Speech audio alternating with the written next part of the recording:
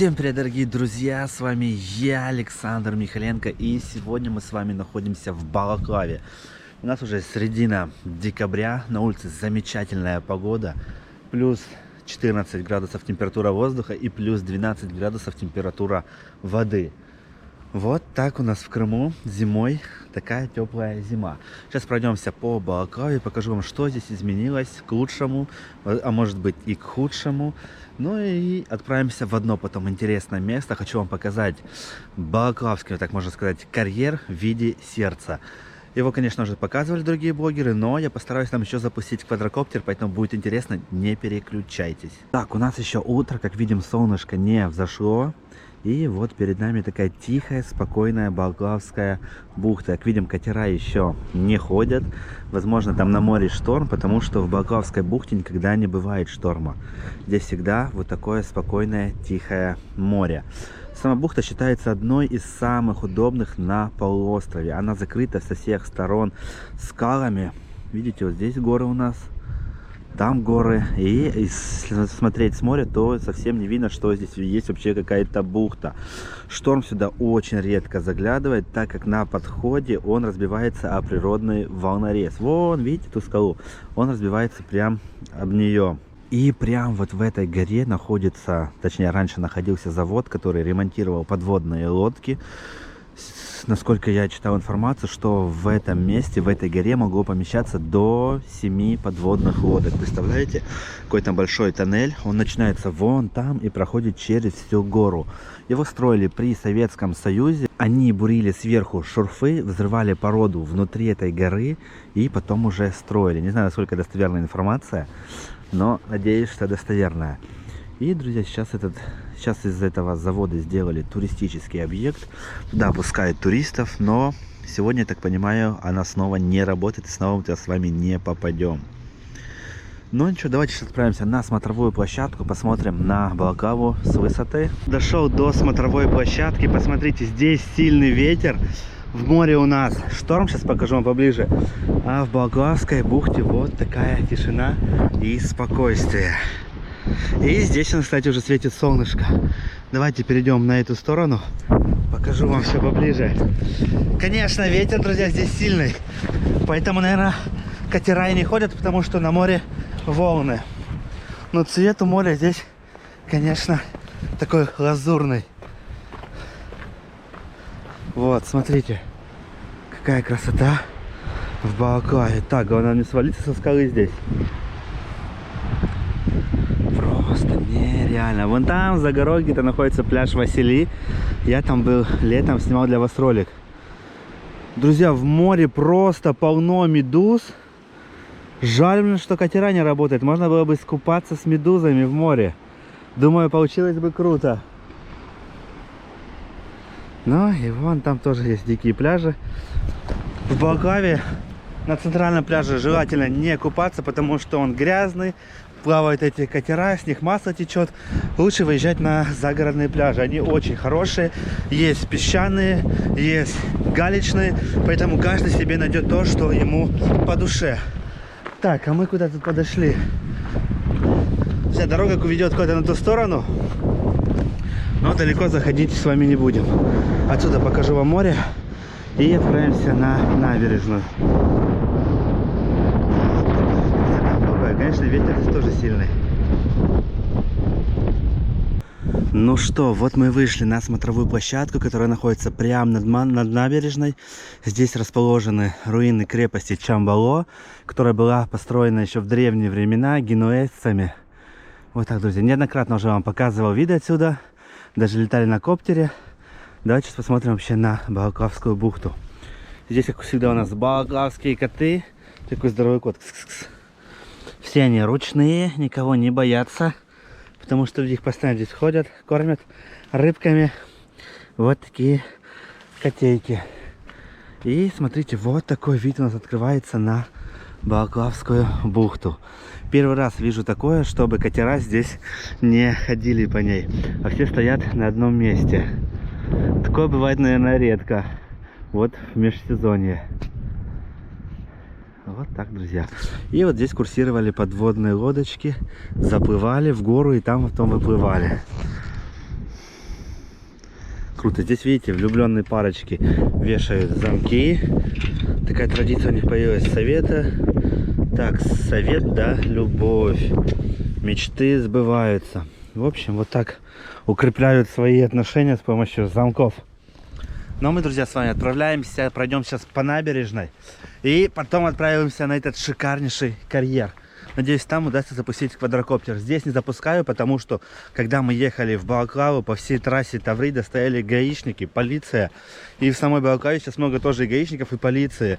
Возможно, сегодня кто-то важный приезжает в Крым. Только не знаю, что он в Балаклаве забыл. Но вот такие, друзья, новости. И запускать сейчас в это время коптер нежелательно. В интернете появилась информация, что набережную Балаклавы будут реконструировать, ее полностью обновят. И, честно говоря, я очень поддерживаю эту идею. Если, конечно же, подрядчик не украдет все деньги и не скроется где-то. Поэтому я надеюсь, что деньги вложат, сделают качественно, оборудуют ее для маломобильных людей. И все будет сделано по технологии из качественных материалов. Как в Севастополе, потому что Балаклава относится к Севастопольскому району. Считается один из районов Севастополя. И Балаклава достойна, да, действительно нормальной, шикарной набережной.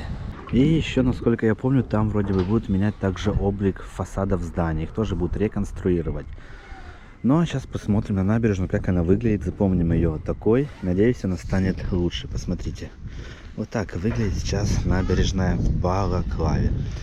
Море, конечно, в Балаклавской бухте очень грязное, я вам скажу. Сами все видите, какие-то пакеты, бутылки, крышки. Все это выглядит, конечно, печально. Но зато есть здесь другие загородные пляжи, которые довольно-таки чистые.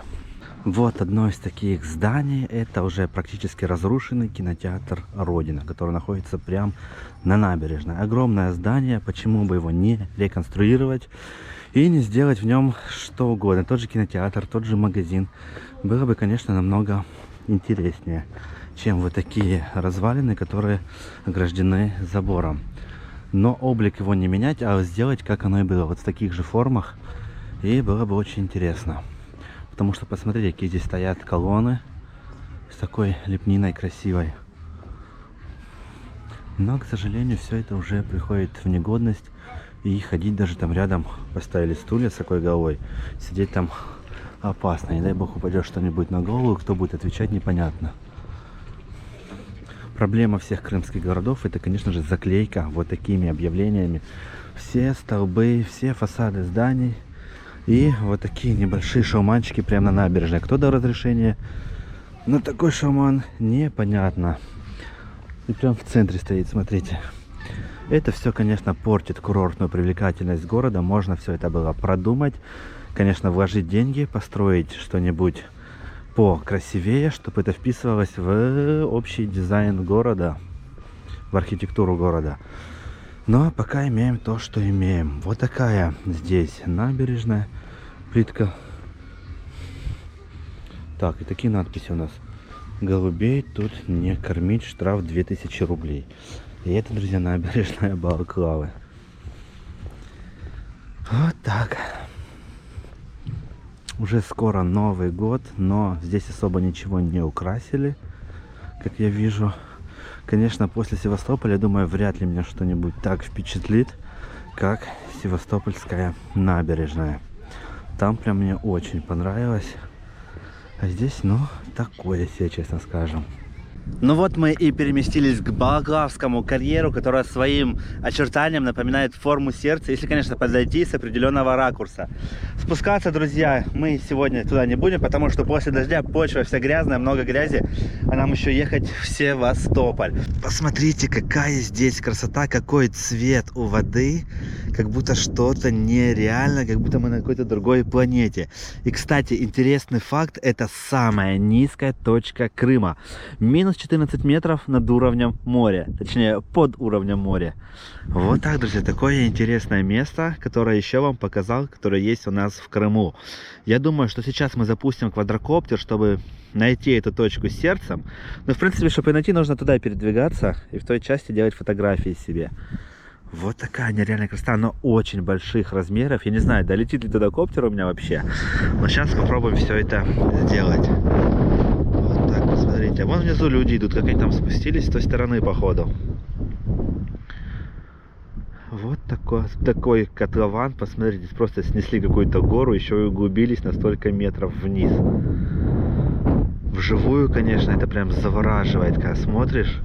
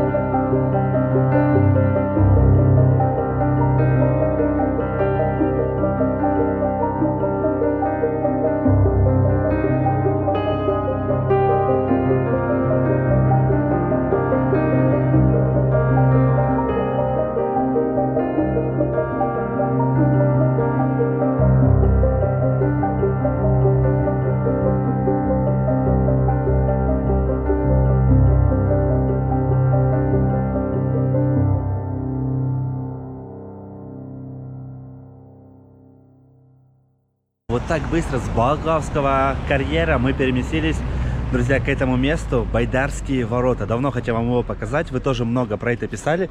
И вот сегодня мы здесь. Но здесь много машин. Проезд какой-то узенький, я вам скажу, и нужно оглядываться, чтобы мне тут не задавили машины. Так, Байдарские ворота — это удивительное место. Посмотрите, созданное людьми еще в далеком 19 столетии в честь окончания строительства дороги Алупка-Севастополь. Выглядят, конечно, вот так они. Здесь проходит всего лишь одна машина. Две машины легковые здесь не разъедутся. Сама эта дорога строилась по инициативе генерала-губернатора Новороссийского края графа Воронцова. Я вам недавно показывал Воронцовский дворец в Алупке. Это был его дворец. Посмотрите, там уже кусочек вот этих ворот просто отвалился. Но вот так люди здесь приезжают на машинах, фотографируются. Там наверху есть смотровая площадка. Сейчас обязательно с вами пройдемся и покажу вам, как выглядит оттуда виды. А внизу там находится уже Форосская церковь. Сейчас тоже туда спустимся. Покажу, как она выглядит зимой.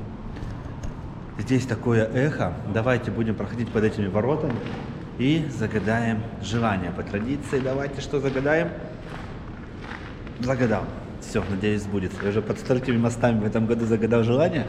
Одно и то же. Оно точно должно у нас сбыться. То есть какой-то сильный ветер, когда выходим. Ух ты, еще так слабо оделся. Вот с этой стороны они выглядят вот так. Слышите этот шум? Это ветер в кронах деревьев гуляет. Мы сейчас, кстати, на перевале. Эта дорога идет через перевал. Высота 503 метра над уровнем моря. Довольно-таки высоко. И здесь, я вам скажу, прохладно. Это не как в Балаклаве было плюс 14. Здесь действительно такой холодный, настоящий зимний ветер. Сейчас идем на самый верх, на смотровую площадочку. Покажу вам, друзья, зима. Просто здесь зима. Нет. Смотрите, друзья, я первый иду, я выкладываю первый. Вот так выглядит смотровая площадочка. Давайте покажу вид с этой смотровой площадки. Сейчас люди делают фото, не будем им мешать. Вон она, друзья, Форосская церковь. Сейчас тоже к ней спустимся, покажу мою поближе. Конечно, здесь очень сильный ветер, холодно, но ничего. Вот такой уже лес, листья опали. Помните, мы снимали его осенью, когда все желтое стояло? Сейчас уже здесь, как видите, совсем по-другому. Спустились к Форосской церкви. Вот так она выглядит. Друзья, сильный ветер. Я бы очень хотел запустить квадрокоптер, но сегодня уж никак не получится здесь снимать. Внутрь не пойдем. Знаете, мои съемки внутри не провожу в религиозных объектах. Сейчас покажу вам, какие здесь виды открываются. Они здесь очень шикарные. Но ветер, конечно, сильный. Хорошо, хоть мороза нет. Я тут не выдержал, если был мороз. Тем более у меня еще легкая одежда. Смотрите, вот здесь уже, и это еще не смотровая, можно сказать, площадочка, но шикарные виды открываются. Вот здесь подходите, и сразу такой обрыв у нас вниз. Кстати, посмотрите, что интересное заметил. Как растет здесь внизу лес. Видно, что он высажен человеком. Вот такие вот ряды сосны посадили. Молодцы, что высаживали здесь лес в свое время в Советский Союз, наверное, все это было. И вот так сейчас все. Так, все растет. А что вот там за дорога у нас идет какая-то, тоже непонятная, видите? Конструкция там, я ни разу походу не был. Обязательно к нему туда попадем с вами. А этот ветер в кронах сосны зимний, вообще вам просто не передать ощущения, какие здесь. Ну и пойдемте на самое главное, на смотровую площадочку. Сейчас вам покажу вид, который открывается со смотровой площадки. Все люди здесь, естественно, фоткаются, что-то снимают, как и мы. Все стали блогерами. О, друзья, внизу у нас шторм в Форосе. Возможно, в Ялте, мы сейчас едем в Ялту, и в Ялте будет сильный шторм на набережной, который я постараюсь для вас запечатлеть и снять. Но пойдемте снимем интересные места, интересные кадры, которые никто больше вам не покажет. Потому что мы сейчас, ни в коем случае это не повторяйте, что я сейчас делаю. Но мы немножко пролезем сюда. Все. Вот такие шикарнейшие виды открываются здесь на природу. Посмотрите, как же красиво. Просто бескрайнее море. Вот внизу это Форос. И там я смотрю, какой цвет моря. Прям лазурный возле берега. большие волны, прямо их отсюда вижу. Ветер дует в эту сторону. Скорее всего, наверное, в Ялте не будет, потому что там будет ветер в другую сторону дуть. И вот здесь Акуле, здесь находится старая дорога, по которой раньше поднимались к этой церкви. Вот она. Сейчас она уже забыта, и по ней никто не ездит. А с этой стороны у нас тоже вот такая скала интересная. И после Ялтинского землетрясения в 1927 году она просто осыпалась. Посмотрите, сколько камней упало с нее. Так вот.